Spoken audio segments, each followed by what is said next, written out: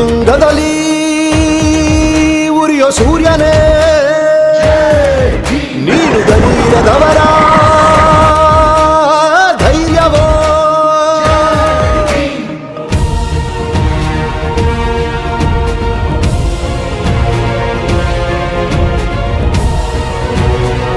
ನೊಂದ ಜನರ ನಲಿವು ನೀನು ಅಂಬೇಡ್ಕರ ಈ ದಲಿತ ಜನರ ಬೆಳಕು ಎಲ್ಲರೂ ಕೇಳ್ತಾ ಇದ್ರು ನಾಗಶ್ರೀ ಚೌಧರಿ ಅಂತ ಇದೆ ನಮ್ಮವರೇನ ಅಂದ್ರೆ ಇಷ್ಟೋ ಜನ ನನಗೆ ಪ್ರಶ್ನೆ ಮಾಡ್ತಾ ಇದ್ರು ಅಂತ. ನಾನು ಅಂಬೇಡ್ಕರ್ ಮಗಳು ಅಷ್ಟೇ ಹೇಳಕ್ ಇಷ್ಟಪಡ್ತೀನಿ. ನಾನು ಅಂಬೇಡ್ಕರ್ ಅವರ ದಾರಿಯಲ್ಲಿ ನಡೆಯೋಳು.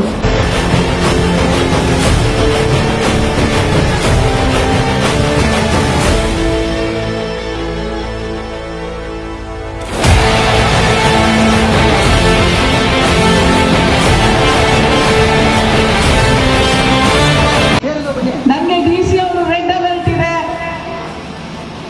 ಅಂತ ಒಂದು ಲೆಟರ್ ಇಶ್ಯೂ ಮಾಡಿದ್ದು ನಮ್ಮ ಆಫೀಸ್ಗೂ ಕಳಿಸಿದ್ರು.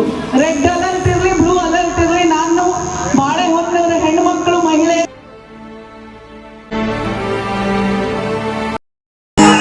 ಅಮ್ಮ ಹೇಳಮ್ಮ, ಜಾತಿ ಹೆಸರಲ್ಲಿ ನಮ್ನ ಬೇರೆ ಮಾಡಿರೋದು ಯಾರು?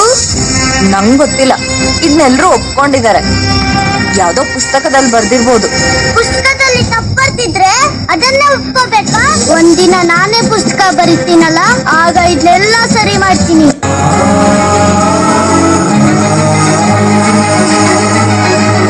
ರಾಷ್ಟ್ರ ಸಂವಿಧಾನಕ್ಕೆ ನೀನು ಶಿಲ್ಪಿಯು ದಾರಿದೀಪವು.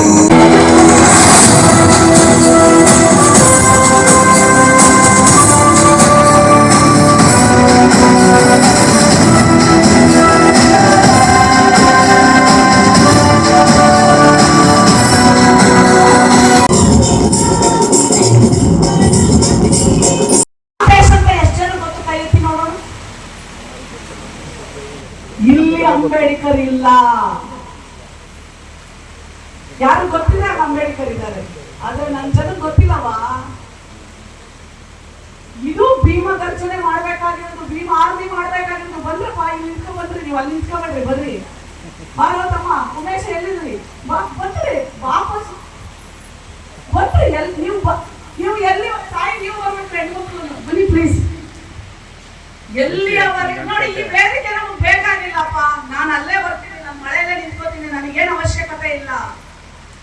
ನಿಜವಾಗ್ಲೂ ಅಂಬೇಡ್ಕರ್ ಬದುಕಿರೋದು ನೀವು ನಿಮ್ಮ ತಿಳುವಳಿಕೆಯಲ್ಲಿ, ನಿಮ್ಮ ಜ್ಞಾನದಲ್ಲಿ, ನಿಮ್ಮ ಅರಿವಿನಲ್ಲಿ. ಇಲ್ದಿದ್ರೆ ಅಂಬೇಡ್ಕರ್ ಸತ್ತಂಗೆ. ನೀವು ಆಚರಣೆ ಮಾಡ್ಕೊಂಡು ಬಂದ್ರಿ, ಆಚರಣೆ ಅದರಲ್ಲಿಲ್ಲ.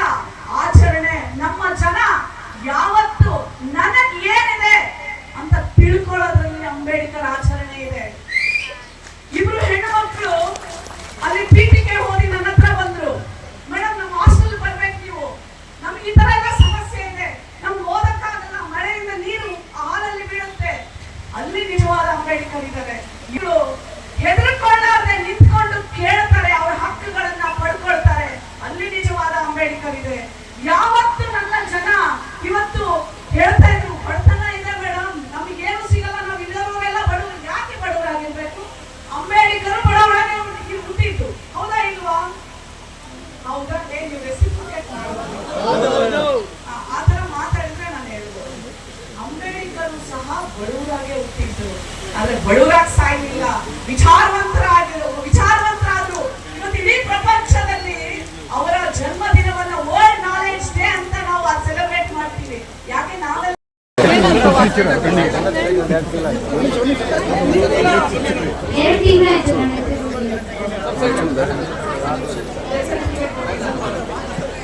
ತಹಸೀಲ್ದಾರ್ ಅವರ ಮೇಡಮ್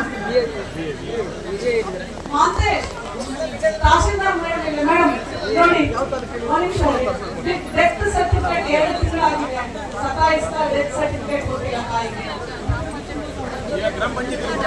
ಅಲ್ಲಿ ಏನು ಯಾರು ಅಟೆಂಡ್ ಮಾಡಿದ್ದಾರೆ?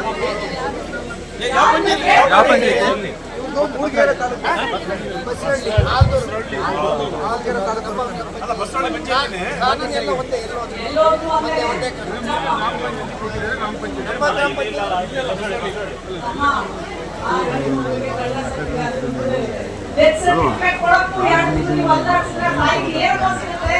ಡೆತ್ ಸರ್ಟಿಫಿಕೇಟ್ ಕೊಟ್ಟಿಲ್ಲ ಅಂದ್ರೆ ಅವ್ರಿಗೆ ಯಾವ ಸಿಗ್ತಿಲ್ವಲ್ಲ? ಅಲ್ಲಿ ಯಾವ ಅಧಿಕಾರಿಗಳು ಫೇಲ್ ಆಗಿದ್ದೀರ ನೀವು? ಅದನ್ನ ಕರೆಕ್ಟ್ ಮಾಡಿ ಆ ಮಗನಿಗೆ ಡೆತ್ ಸರ್ಟಿಫಿಕೇಟ್ ಕೊಡಿಸಿ.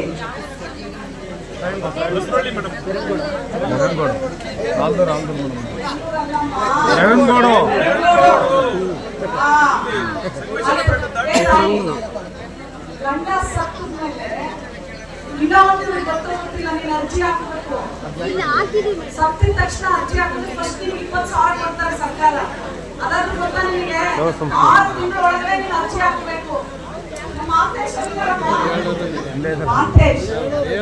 ನೀವು ನೋಡಿ, ಹೆಣ್ಮಕ್ಳು ಗೊತ್ತಿಲ್ಲ ಅಂತ ನಾನು ಸುಮ್ಮನೆ ಇಡೋದಿಲ್ಲ. ಇಮೇಲೆಲ್ಲ ನಾನು ಬರೀತೀನಿ. ಫಸ್ಟ್ ಗಂಡ ಸತ್ತಿದ 2 ತಿಂಗಳಾಗಬೇಕು. ಮಗುವಿಗೆ ಪೋಷಣೆ ಫಸ್ಟ್ ಮಾಡಿ 6 ತಿಂಗಳ ಒಳಗಡೆ ಅವಳ ಅಪ್ಲಿಕೇಶನ್ ಹಾಕಿದ್ರೆ ಅದು ದುಡ್ಡು ಬರುತ್ತೆ. 20,000 ಎಷ್ಟು ಬರುತ್ತೆ ಫಸ್ಟ್ ಅದನ್ನ ಕೊಡಿಸಿ. ನಂತರ ಡೆತ್ ಸರ್ಟಿಫಿಕೇಟ್ ಕೊಡ್ತಾ ಎಲ್ಲ ಸತಾಯಿಸ್ತಾ ಇದ್ದಾರೆ, ಅದನ್ನ ಕೊಡಿಸ್ಕೊಡಿ. ಈ ನಂಬರ್ ಕೊಡಿ, ತಗೊಂಡು ಫಾಲೋ ಮಾಡಿ. ಅಯ್ಯೋ ನಮ್ಗೆ ಯಾಕಪ್ಪ, ನಮ್ಗೆ ಹಂಗೆ, ನಮ್ ಕೈಯಲ್ಲಿ ಏನಾಗುತ್ತೆ? ಹಂಗೆ ನಮ್ ಕೈಯಲ್ಲಿ ಏನೂ ಆಗೋದಿಲ್ಲ. ನನಗೆಲ್ಲರೂ ಕೇಳ್ತಾರೆ ಡಾಕ್ಟರ್ ನೀವ್ ಏನಾಗ್ತೀರಾ ಅಂತ. ನಾನು ಯಾವಾಗಲೂ ಹೇಳ್ತೀನಿ ನಾನು ಒಂದಿನ ಮುಖ್ಯಮಂತ್ರಿ ಆಗ್ತೀನಿ ಅಂತ. ನಾವು ಕನಸೇ ಕಾಣಲಿಲ್ಲ, ನಾವು ಆ ಕಡೆ ನಡೀಲೇ ಇಲ್ಲ. ಎಷ್ಟೋ ಜನ ಹಾಸ್ಯ ಮಾಡ್ತಾರೆ, ಮಾಡ್ಲಿ ಯಾವ ಜನನೂ ಅಷ್ಟೇನ. ಮತ್ತೆ ಏನು ಗೊತ್ತಾ, ಯಾವುದು ಸುಲಭವಾಗಿ ಏನು ಸಿಗೋದಿಲ್ಲ. ನಾವು ಕಷ್ಟಪಟ್ರೆ ಮಾತ್ರ ನಮಗೆ ಏನಾದ್ರು ಸಿಗಕ್ಕೆ ಸಾಧ್ಯ. ಅಂಬೇಡ್ಕರ್ ಅವರು ಸುಧೀರಣ್ಣ ಹೇಳ್ತಾ ಇದ್ರು, ದಾರಿಯುದ್ದಕ್ಕೂ ಮಗನ ಸಾವು, ತಾಯಿಯ ಸಾವು, ಯಾರು ದುಡ್ಡಿಲ್ಲ, ಅರ್ಕಲ ಬಟ್ಟೆ, ತಿನ್ಲಿಕ್ಕೆ ಊಟ ಇಲ್ಲ, ಕುಡಿಯಕ್ ನೀರಿಲ್ಲ, ಅವ್ರು ಪಟ್ಟಂತ ಕಷ್ಟ ನಮ್ಗೆ ಏನೂ ಇಲ್ಲ. ಅಲ್ಲಿಗೆ ನಾವೆಲ್ಲ ಅಂಬೇಡ್ಕರ್ ಮಕ್ಕಳು ನಾವು ಹೇಗೆ ಬದುಕಬೇಕು ಇವತ್ತು ಪ್ರಮಾಣ ಮಾಡಬೇಕು ನೀವೆಲ್ಲರೂ. ಅಂಬೇಡ್ಕರ್ ಅಂದ್ರೆ ತಿಳುವಳಿಕೆ. ಅಂಬೇಡ್ಕರ್ ಅಂದ್ರೆ ಏನು? ತಿಳುವಳಿಕೆ. ಜೋರಾಗಿ ಹೇಳಿ, ಅಂಬೇಡ್ಕರ್ ಅಂದ್ರೆ ತಿಳುವಳಿಕೆ. ಇಲ್ಲ ಅಂದ್ರೆ ಅದು ಸಾವು. ಖಂಡಿತ ನಿಮ್ಮ ರಕ್ತ ಕುದಿಬೇಕು ರೀ. ಸರ್ಕಾರದ ನಿಮ್ಗೆ ಯಾರು ನಿಮ್ಮ ಅಧಿಕಾರಿಗಳ ಹೆಸರು ಗೊತ್ತಿಲ್ಲ, ಯೋಜನೆಗಳ ಹೆಸರು ಗೊತ್ತಿಲ್ಲ, ಕೇಳೋದಿಲ್ಲ. ಏನ್ರಪ್ಪ ಇದು? ದೌರ್ಜನ್ಯ ಆಗುತ್ತೆ ಇಲ್ಲಿ. ಹೆಣ್ಣು ಮಗಳು ಮಹಿಳಾ ಆಯೋಗ ತನ ಬರ್ತಾಳೆ, ಯಾಕೆ ಬರ್ಬೇಕು? ಇಲ್ಲಿ ಹೆಣ್ಣು ಮಗಳಿಗೆ ದೌರ್ಜನ್ಯ ಆದ್ರೆ ಮೊದಲು ಕಾವಲು ಸಮಿತಿ ಇದೆ. ಮಹಿಳಾ ಆಯೋಗದ ಮಹಿಳಾ ಮತ್ತು ಮಕ್ಕಳ ಕಲ್ಯಾಣ ಇಲಾಖೆ ಅಧಿಕಾರಿ ಇದ್ದಾರೆ, ಅವರು ರೆಫರ್ ಮಾಡ್ತಾರೆ. ನಮ್ಮ ಸಿಡಿಪಿಒ ಇದ್ದಾರೆ, ಕೆಳಗಡೆ ಹಂತದಲ್ಲಿ ಬಂದ್ರೆ ಅಧಿಕಾರಿಗಳಿದ್ದಾರೆ. ಅವರೆಲ್ಲರೂ ಕಾವಲು ಸಮಿತಿ ಅಂದ್ರೆ ಒಬ್ರು ಪೊಲೀಸ್ ಇರ್ತಾರೆ, ಗ್ರಾಮ ಪಂಚಾಯತಿ ಅಧ್ಯಕ್ಷರು ಇರ್ತಾರೆ, ಸದಸ್ಯರು ಇರ್ತಾರೆ, ಪೊಲೀಸ್ ಇರ್ತಾರೆ, ಹೋರಾಟಗಾರ್ತಿ ಇರ್ತಾರೆ, ಲಾಯರ್. ಎಷ್ಟು ಜನಕ್ಕೆ ಗೊತ್ತು ನಿಮ್ಮ ತಾಲೂಕು ಆಸ್ಪತ್ರೆಯಲ್ಲಿ ಸಖಿ ಇದ್ದಾಳೆ? ಸಖಿ ಸೆಂಟರ್ ಇದೆ, ನೋಡೋಣ ಹೇಳಿ, ಕೈ ಎತ್ತಿ. ಪ್ರತಿಯೊಂದು ತಾಲೂಕು ಜಿಲ್ಲಾ ಆಸ್ಪತ್ರೆಯಲ್ಲಿ ಒಂದು ಸಖಿ ಸ್ಟಾಪ್, ಒನ್ ಸ್ಟಾಪ್ ಅಂತ ಒಂದು ಸೆಂಟರ್ ಇದೆ. ಯಾವುದೇ ಹೆಣ್ಣು ಮಗಳಿಗೆ ದೌರ್ಜನ್ಯ ಆದ್ರೆ ಸೀದಾ ನೀವು ಅಲ್ಲಿ ಹೋಗ್ಬೋದು. ನೀವೆಲ್ಲೂ ಹೋಗ್ಬೇಕಾಗಿಲ್ಲ. ಅಲ್ಲೇ ಲಾಯರ್ ಸಿಗ್ತಾರೆ, ಅಲ್ಲೇ ಡಾಕ್ಟರ್ ಸಿಗ್ತಾರೆ, ಅಲ್ಲೇ ಪರಿಹಾರ ಸಿಗುತ್ತೆ, ಅಲ್ಲೇ ಚಿಕಿತ್ಸೆ ಸಿಗುತ್ತೆ, ಅಲ್ಲೇ ಕೌನ್ಸಿಲಿಂಗ್ ಸಿಗುತ್ತೆ. ಎಷ್ಟು ಜನ ಗೊತ್ತಪ್ಪ ನಮ್ಮ ಮಕ್ಕಳಿಗೆ? ಯಾರಿಗೂ ಗೊತ್ತಿಲ್ಲ. ಏನೋ ಇಲಾಖೆ ಒಳಗೆ ಕೆಲಸ ಮಾಡೋದಕ್ಕೆ ಮಾತ್ರ ಗೊತ್ತು. ಏನವ ಮಿಕ್ಕಿದವ್ರಿಗೆ ಯಾರು ಗೊತ್ತಿಲ್ಲ. ಯಾಕೆ ಈ ಜ್ಞಾನವನ್ನ